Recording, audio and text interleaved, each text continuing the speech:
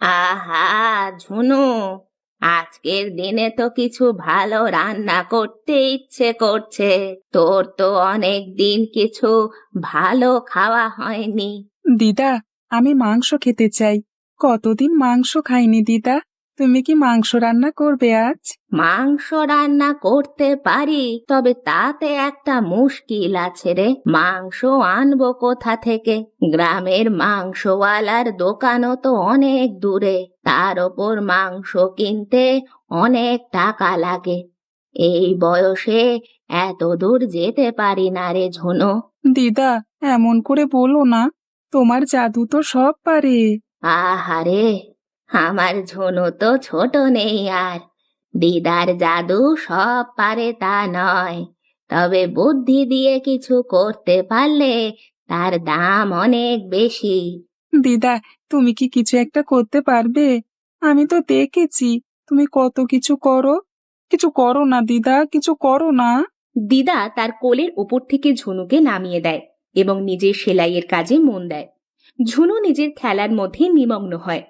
মাঝে মাঝে নিজের ছোট্ট হাত দিয়ে মাটিতে কিছু আঁকিবুকি করতে থাকে, যেন কিছু ভাবছে।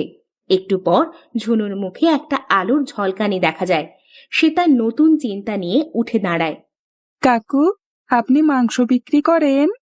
হ্যাঁ খোকা, তুমি কি মাংস কিনতে এসেছো? হ্যাঁ, কিন্তু কাকু, আমার কাছে না টাকা নেই। আপনি কি আমাকে সামান্য হলেও মাংস দেবেন? টাকা দাও তবে মাংস দিতে পারি খোকা। আমার কাছে তো টাকা নেই। বুঝতে পেরেছি, বুঝতে পেরেছি। আচ্ছা, তোমাকে একটা উপায় বলি, সেটা যদি করতে পারো তাহলে তুমি মাংস পেয়ে যাবে, বুঝলে? কি উপায় কাকু? আপনি যা করতে বলবেন আমি তাই করব। গ্রামে যে বড় বট গাছটা আছে না, মানে ওই গ্রামের শেষের দিকে, সেখানে গিয়ে দাঁড়াও, ঠিক আছে? তারপর তিনবার জোরে জোরে বলে ওঠো, মাংসের পেড়ি, মাংসের পেড়ি, মাংসের পেড়ি। হ্যাঁ, দেখবে কি হয়। হ্যাঁ, কিন্তু মনে রেখো, মাংস পেলে সেটা বাড়ির চালের ওপরই রান্না করতে হবে, ঠিক আছে? চালের উপর রান্না করতে হবে? দিদা তো এমন কখনো বলেনি। আরে, তোমাকে যা বললাম তাই করো না। দিদার কথা না শুনলেও চলবে। আমার উপর বিশ্বাস রাখো, বুঝলে? দিদা, গাছ থেকে কিছু পড়লো? দেখ তো এটা কি? এ তো সত্যই মাংসের পেটি। সত্যি মাংস পেয়েছিস ঝুনু? দিদা, আমাদের মাংস পেয়ে গেছি। এখন তো আমরা মাংস রান্না করতে পারবো। কিন্তু মনে আছে, বুড়ো মাংসওয়ালা বলেছিল এটা চালের ওপর রান্না করতে হবে। তা না হলে হয়তো এই মাংস উধাও হয়ে যাবে। দিদা, আমরা চালের উপর রান্না করব। একই, এই ঘরের চালে মাংস রান্না করতে যাচ্ছে, এরকম কিছু সম্ভব নাকি? এ বৃষ্টি আসবে, দেখি কি হয়। না রে ভাই, এটা ঠিক হবে তো? মানে আমি শুনেছি এমন অদ্ভুত কাণ্ডে বড় বিপদ ঘটতে পারে। দিদা, তুমি ভয় পেও না, আমি তো আছি। তুমি শুধু রান্নাটা শুরু করো। ঠিক আছে, আমি চালের ওপর উঠছি। সবাই সাবধানে দাঁড়িয়ে থাকো। আই রে, বজ্রপাত শুরু হলো। এটা কি রান্নার কারণে হলো? দিদার জাদু আছে কিনা কে জানে। দিদা, তাড়াতাড়ি করো, নয়তো বৃষ্টি চলে আসবে। ঝুনু, মনে সাহস রাখো। বুড়ো মাংসওয়ালার কথা মনে রেখো। সব ঠিক হয়ে যাবে। বাহ, এমন সুগন্ধ আমি আগে কখনো পাইনি। এটা নিশ্চয়ই দিদার জাদুর ফল। দিদা মাংস রান্না করলো আর বৃষ্টি শুরু হয়ে গেল। হ্যাঁ, এ তো সত্যি একটা রূপকথার গল্পের মতো। কিন্তু মাংসের গন্ধটা এত দূর পর্যন্ত পৌঁছালো কিভাবে? দিদা, দেখো, সবাই কত খুশি। হ্যাঁ রে ঝুনু, তবে মনে রেখো, এটা শুধুই মজা করার জন্য নয়। আমরা সবাই মিলেই ভালো থাকতে চাই, তাই সবাইকেই একটু মাংস দিতে হবে। সবাই এসো, আজ আমাদের মাংসের ভোজ। ঝুনুর জন্যই আজ এই দিনটা সম্ভব হয়েছে। তাই সবাইকে বলছি, এসো, আমরা সবাই ভাগ করে খাবো। এই লোকটাকে আমি আগে কখনো দেখিনি তো, কেমন অদ্ভুত ভাবে আমাদের দিকে তাকাচ্ছে। কি ধরনের লোক? এর সাথে তো আগে কখনো দেখা হয়নি। ওকে দেখে কেমন অস্বস্তি লাগছে। দিদা, ওই লোকটা কে? সে কেন আমাদের দিকে এভাবে তাকাচ্ছে? জানি না রে ঝোনু, তবে মনে হয় সে আমাদের খাওয়া দেখে আকৃষ্ট হয়েছে। আমার নাম কাশীনাথ। আমি এই গ্রামের পাশে জঙ্গলে থাকি। আজকে তোমাদের মাংসের গন্ধ আমার কাছে পৌঁছেছিল, তাই দেখতে এলাম। এ তো বেশ মজার ব্যাপার, কিভাবে মাংস রান্না হচ্ছে বৃষ্টির মধ্যে। তুমি আমাদের এত কাছেই থাকো অথচ আমরা কখনো তোমাকে দেখিনি, এ তাজ্জব ব্যাপার। আমি সাধারণত গ্রামের বাইরে থাকি, তবে আজকে মনে হলো গ্রামটা একটু ঘুরে দেখি, তাই তোমাদের সাথে একটু ভাগাভাগি করে খেতে চাই, অনুমতি পেলে। আমাদের এখানে সবাই মিলে ভাগাভাগি করেই খাওয়া হয়, তুমিও বসো। আজকের দিনটা সত্যি বেশ মজার ছিল, তাই না? আহ? তবে ঝুনু, তুমি জানো কি আমি কেন এসেছি? না কাকু।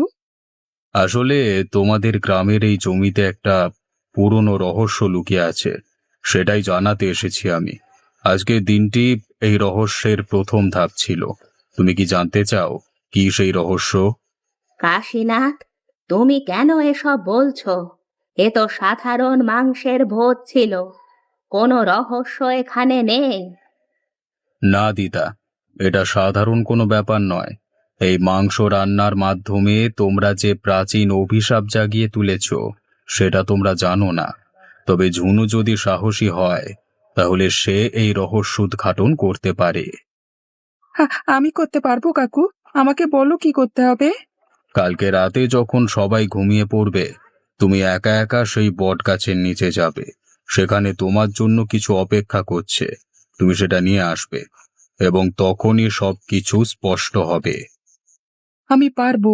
কাকু বলেছিল আমি যদি সাহস করি তাহলে সব রহস্য খুলে যাবে। এ তো চাবি, কিন্তু এটা দিয়ে কি হবে? জুনু, এই চাবি দিয়ে তুমি একটি পুরনো দরজা খুলবে, যা এই গ্রামে লুকিয়ে আছে। সেই দরজা খুললেই তুমি জানতে পারবে তোমার ভবিষ্যৎ কিভাবে তৈরি হবে। আমি সেই দরজা খুলবো কি করে? কিন্তু সাহস না থাকলে তুমি সেখানে যেতে পারবে না। দিদা, আমি কালকে রাতে সেই বটগাছের নিচে গিয়ে একটা চাবি পেয়েছি। কাশীনাথ কাকু বলেছে এই চাবি দিয়ে আমি গ্রামের কোনো এক পুরনো দরজা খুলতে পারবো, যেখানে লুকিয়ে আছে আমাদের ভবিষ্যৎ। ঝোনু, ওকে পুরোপুরি বিশ্বাস করা ঠিক হবে না। আমি জানি না, কিন্তু আমার মন বলছে এতে আমাদের ভালোই হবে। কিন্তু এটা কিসের চাবি সেটাই তো জানি না। বেশ, তুই যখন চাইছিস তখন বলি, এই চাবিটা তোর বাবার পুরনো ঘরের চাবি। ঝুনু তার দিদার পরামর্শ শুনে বাবার পুরনো ঘর খুঁজে বের করার সিদ্ধান্ত নেয়। দিদা তাকে কিছু খাবার করে দেয়। ঝুনু চাবিটি নিয়ে বাবার পুরনো বাড়ির দিকে যাত্রা শুরু করে। বাড়িটা গ্রামের এক কোণে, সেখানে অনেক বছর ধরে কেউ যাতায়াত করে না। ঝুনু বাবার পুরনো বাড়ির সামনে এসে দাঁড়ায়। বাড়িটি পুরনো এবং চারপাশে জঙ্গলে ঘেরা, দরজা ও জানালাগুলি বন্ধ। ঝুনু ধীরে ধীরে দরজার দিকে এগিয়ে যায়। আমি পারবো, চাবিটা এখানকারই মনে হচ্ছে। ঝুনু চাবিটি দরজার তালায় ঢুকিয়ে ঘুরিয়ে দেয়। দরজাটি খোলার সাথে সাথে একটা পুরনো ধুলো জমে থাকা ঘর দেখা যায়। ভিতরে ছোট ছোট অনেকগুলি বাক্স এবং পুরনো আসবাবপত্র রয়েছে। ঝুনু ঘরে ঢোকে এবং ধীরে ধীরে ঘরের জিনিসপত্র খুঁজে দেখতে শুরু করে। হঠাৎ একটা পুরনো ট্রাঙ্কের ওপর তার দৃষ্টি পড়ে। ট্রাঙ্কটি খোলার পর ভিতরে একটি ছোট মাটির পাত্র পাওয়া যায়, যার ওপর কাশীনাথের নাম খোদাই করা আছে। এ তো কাশীনাথ কাকুর নাম। এই পাত্রের ভেতরে কি আছে? ঝুনু পাত্রটি খোলার চেষ্টা করে, কিন্তু পাত্রটি শক্তভাবে বন্ধ। তখনই পেছন থেকে কাশীনাথের গম্ভীর গলা শোনা যায়।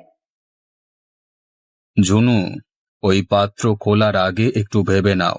এই পাত্রের মধ্যে এমন কিছু লুকিয়ে আছে যা পুরো গ্রামকে পাল্টে দিতে পারে। কিন্তু কাকু, আমি তো জানি না এখানে কি আছে। তুমি বললে আমি এই চাবি দিয়ে দরজা খুলব, আমি তাই করলাম, কিন্তু পাত্রটা। ঠিক আছে ঝুনু, এই পাত্র খোলবার আগে তুমি তোমার দিদার সাথে কথা বলো। সে যদি অনুমতি দেয় তাহলেই তুমি এটা খুলবে। কাশীনাথ ঝুনুর দিকে মৃদু হেসে তাকিয়ে থাকে। ঝুনু চাবি আর পাত্র নিয়ে বাড়ির পথে পা বাড়ায়। ঝুনু দিদার কাছে ফিরে আসে এবং পুরো ঘটনা খুলে বলে। তার অনুমতি পেয়ে ঝুনু বাক্সটা খুলে ফেলে এবং তার ভেতর থেকে একটা খামবন্ধ চিঠি পাওয়া যায়, যাতে গ্রামটির পুরনো ইতিহাস লেখা আছে। চিঠিতে লেখা রয়েছে যে এই পাত্রের মধ্যে এমন একটি জাদু আছে যা শুধুমাত্র সাহসী এবং সৎ মানুষদের জন্য প্রকাশ পাবে।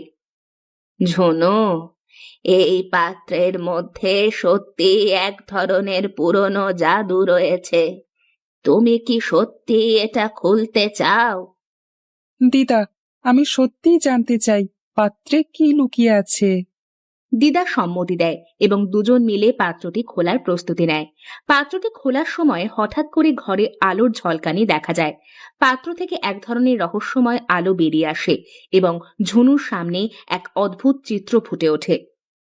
আলোর ঝলকানির মধ্যে থেকে ধীরে ধীরে একটি অদ্ভুত চিত্র ফুটে ওঠে। ঝুনু দেখে পাত্র থেকে একটি সুন্দর বাগান এবং বিশালাকার ফল ও ফুলের গাছের ছবি ভেসে উঠছে।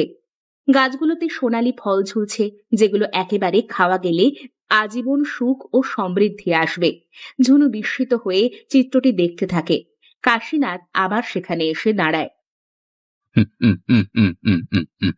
ঝুনু, তুই সঠিকভাবে পাত্রটি খুলেছিস, এটাই তোর পুরস্কার। এই সোনালী ফলগুলো নিয়ে যদি তুই গ্রামবাসীদের মধ্যে ভাগ করে দিতে পারিস তাহলে পুরো গ্রামই সমৃদ্ধি আসবে। কিন্তু মনে রাখিস, লোভের মধ্যে পড়লে এর প্রভাব উল্টো হবে। কাকু, আমি অবশ্যই গ্রামবাসীদের মধ্যে ভাগ করে দেব। আমি চাই আমার গ্রাম যেন সুখী এবং সমৃদ্ধ হয়। ঝুনু, তুই সত্যি আমাদের গর্ব। তোর মতো সাহসী এবং সৎ মানুষরা সত্যি জাদু করতে পারে। আমরা সবাই মিলে এগুলো ভাগ করে নেব। ঝুনু ও দিদা মিলে সোনালী ফলগুলি গ্রামবাসীদের মধ্যে ভাগ করে দেয়। সবাই ফলগুলি পেয়ে অত্যন্ত আনন্দিত হয় এবং খেয়ে আজীবন সুখ ও সমৃদ্ধি লাভ করে। কাশীনাথ তাদের এই দান দেখে সন্তুষ্ট হয়ে বিদায় নেয় এবং গ্রামটি আবারও সুখ ও শান্তিতে ভরে ওঠে। ঝুনু তার সাহসিকতা এবং সততার জন্য সবার প্রশংসা পায় এবং পুরো গ্রাম তাকে সম্মানিত করে।